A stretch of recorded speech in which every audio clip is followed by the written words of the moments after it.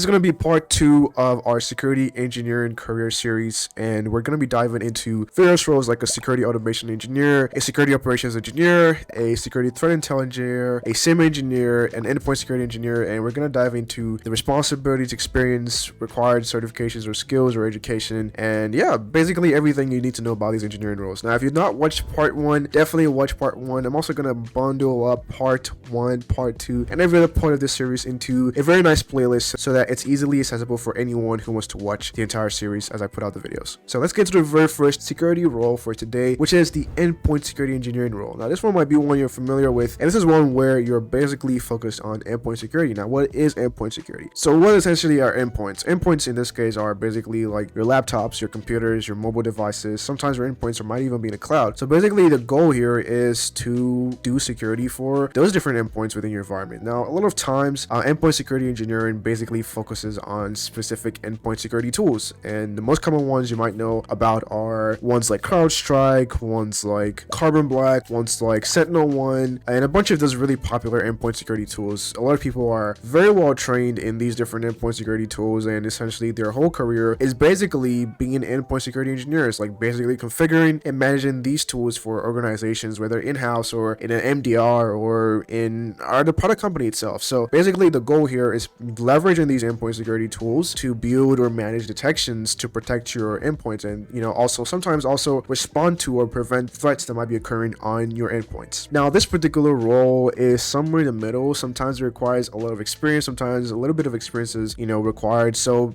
whether you're going to be dealing with like Mac OS endpoints or Windows endpoints, which are a lot more popular, or maybe Linux endpoints, will depend on like what company you're working in or what tools they use or what endpoints they use. And also, like, I think mostly the tools might be a big thing, because a lot of times like people who do these, like I said, are very focused on specific tools. Now, a lot of these tools don't actually have official training. Like, you literally have to pay for the product to get the training, so it's hard to get trained on these different tools. So the best thing I would say in terms of knowing the skills required for an endpoint security engineering role is actually understanding endpoint security, not endpoint security tools, because those tools basically abstract the command line and various forensic tools and forensic artifacts that already exist, and they make it a lot easier. They're just a pretty UI and a pretty automation tool for what already exists on the endpoints itself. So if you want to do endpoint security, understand the endpoint you're dealing with. If you want to do endpoint security for like Mac OS, maybe using a tool like Jamf or Conji or whatever Mac OS tool exists out there, understand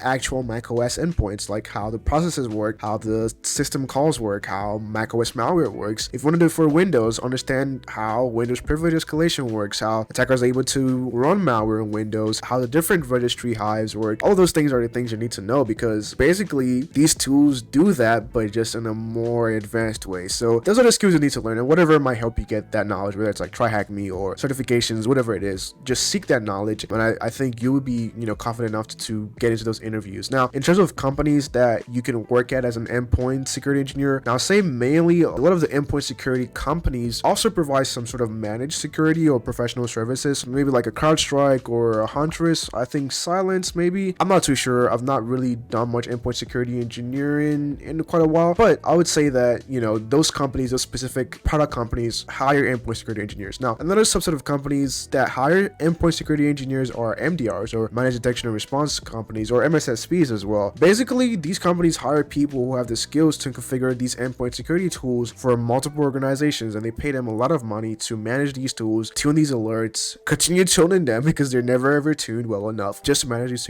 different security tools. So that's another line of work you can do. Now, I don't necessarily always see endpoint security engineering much on internal teams, but I do know like at large or global enterprise organizations, there are people who are hired for endpoint security engineering just to manage a tool, basically, again. But yeah, it's really a lot of times focused on tools, but again, the tools just abstract what it already exists within the endpoint. So if you understand the endpoint internals, it's a lot more easier to understand what the tool is doing and how to actually use that tool for endpoint security. Next is a SIEM engineer. Now, this one is a bit of a weird one, because you can technically call what I do SIEM engineering, but I prefer to be called a detection engineer or just a security engineer, because I think that really limits the scope of what I do. Now, a core SIEM engineer, a lot of times what they do is configure and manage a SIEM, right? So think of anything like a Splunk or a Datadog or a SimilarLogic or Curator. Like these SIEM engineers, like their core responsibility is to basically configure that SIEM and manage the SIEM, administer that SIEM, maybe sometimes monitor and analyze events, but that's more on the analyst side. Sometimes the SIEM engineer is also responsible for developing and maintaining rules within the SIEM, but they're basically the engineer for the SIEM. I've worked at previous MDRs where there are people who were professionally working on a specific SIEM, Splunk in this case. Like their entire role was just like to be SIEM engineers for Splunk. People actually build careers out of being SIEM engineers for Splunk, where they're just focused on building out Splunk environments and building out detection rules basically just for Splunk. Right now, this role also involves maybe a little bit of like data normalization or data collection or architecture as well, because if you're dealing with a really large enterprise, you need to understand how to deploy this SIEM for all the resources within your environment so you can collect all the telemetry for all those different things. So this SIEM engineering role is a bit similar to Endpoint as well as detection engineering role. By the way, we talked about detection engineering role in the first video, so definitely check out that video if you want to learn more about detection engineering roles. But the SIEM engineer is basically responsible for the SIEM. Now, this role, I've seen varying levels of experience, right? I've seen all the way from like junior level experience to like senior level experience. I've seen people who are basically 6 months to a year get SIEM engineering roles, and the reason why is because these SIEM engineering roles, well, they're a little bit more lenient with their training, right? Maybe their training might be a bit expensive, but for example, Splunk, you can access a bunch of their training on their website. Some of it's free, some of it you have to pay for, but at least you can access it. It's not behind a paywall like some other ones, like the Endpoint security engineer ones. Same thing for, I believe, like Curator and a bunch of other SIEMs out there. So this makes this knowledge a lot more accessible to people. And for example, Splunk is just so accessible to so many people. You have literally Splunk rooms on TryHackMe. I literally built a whole cybersecurity home lab, which is #1 on Google search for cybersecurity home lab, based around Splunk as well. You have various labs out there, various videos, the boss of the SOC. Splunk is essentially very accessible, so you're going to see a lot of people who are strong in SIEM engineering, specifically for Splunk, both at a very,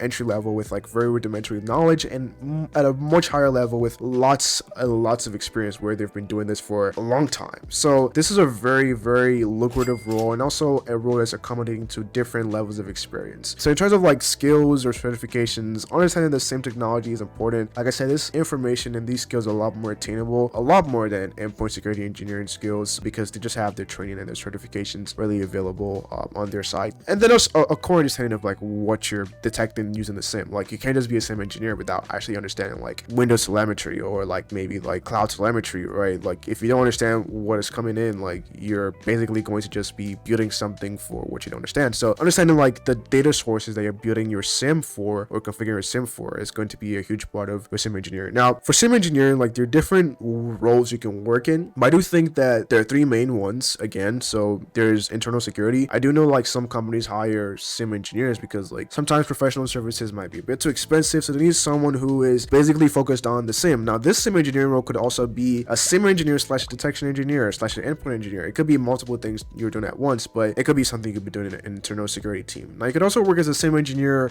say for a product company like a Splunk, for example. So you could be building out the SIEM, or you could work in like professional services in the sense that you're actually helping your product company with their customers and helping them deploy the SIEM, helping them manage the SIEM, stuff like that. Like that could be something you could do as a SIEM engineer. You could also work as an MDR as well. So MDRs hire SIEM engineers, pay them a lot of money to configure, architect SIEM solutions and SIEM deployments for their customers. These are different opportunities for anyone who wants to do SIEM engineering. The next engineering role we're going to talk about is a security threat intelligence engineer. Now this one is a bit of a very interesting one in the sense that it's not as common, but I've seen it in various companies, much larger organizations in this case. In other smaller organizations, this is a more cross-functional role, but in large organizations, this is actually a more fleshed out and well-developed role, as to where as a threat intelligence engineer, you're responsible for the collection, analysis, and dissemination of threat intelligence information. Now, beyond just the collection, analysis, and dissemination of threat intelligence information, as an engineer, your goal, again, is to make this process a lot more efficient. How do you automate the collection? How do you automate the analysis? How do you automate the dissemination as well? How do you actually apply the feedback from the dissemination, from the knowledge of the threat intel into, let's say, your detection rules, into your SIEM, into your endpoints, right? How do you actually make this threat intelligence information actionable within your entire security infrastructure? And that also involves like, building out systems. Like a lot of things I've seen with threat intelligence engineers, based off conversations people have asked, is they're responsible for building out systems in-house that essentially automate this process. So you could be building like an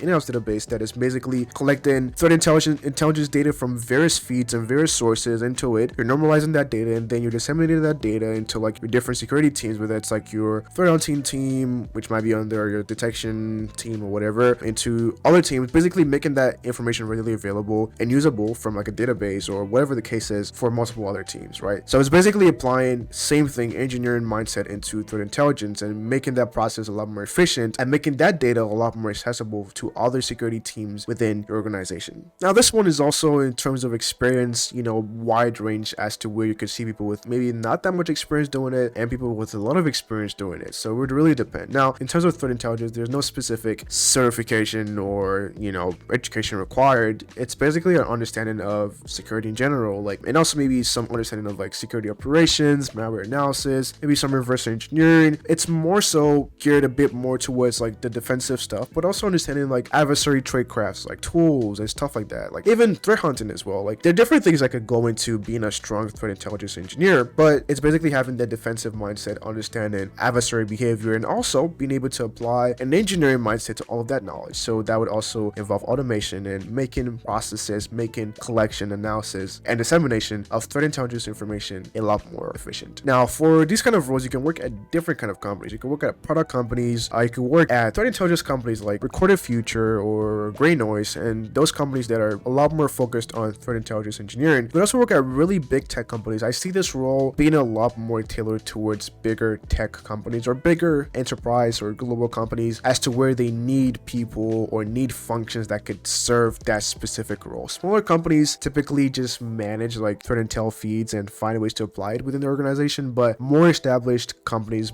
bigger teams that have like an established threat intelligence function require this threat intelligence engineering role because it's a lot more defined and they have a lot more processes and a lot more definition for this role, and also opportunities for growth as well. So it really depends, but you are more likely to find success at like a product company or a threat intelligence company or a much larger tech company. The last security engineering role we're going to be discussing is a security automation engineer role or a SOAR engineer. Now, this one is also another iffy one because sometimes this is also kind of bundled up within like that SIEM engineering role or just any other role, or maybe an incident response engineering role. But sometimes I've actually seen this particular role being a separate role. So like for companies that use tools like Palo Alto, Cortex, I've seen a ton of job listings for a security automation engineer or a SOAR engineer just focused on that Palo Alto, Cortex X, or any other SOAR tool. Now, this is probably because configuring and managing a SOAR is actually a whole job function that a lot of people don't realize until they actually purchase the SOAR. So in this case, as a SOAR engineer or maybe a security automation engineer, which might be a little bit of two things, but well, security automation is very applicable to many things. So we're going to just focus on the SOAR engineering. Your goal here is to automate security processes and tasks to improve your security operational efficiency. What this looks like is you're developing and maintaining different things for security orchestration, automation, and response. And that's what SOAR actually stands for. Again, this is a lot more tailored towards tools in the sense that if you're a SOAR engineer, you're most likely going to be working with a SOAR tool like Cortex XSOAR or whatever big SOAR tool is out there. Cortex is the most popular one. That's the one that keeps coming to mind. But basically, like you're building out response workflows.